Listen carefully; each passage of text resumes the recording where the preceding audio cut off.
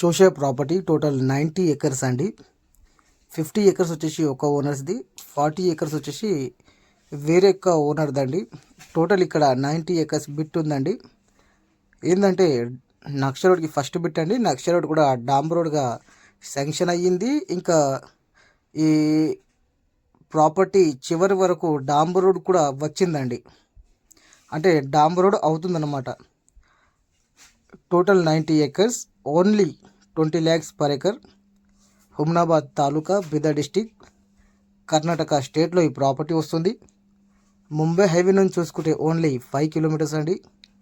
జైరాబాద్ నుంచి చూసుకుంటే 50 kilometers, హైదరాబాద్ నుంచి చూసుకుంటే 150 kilometers.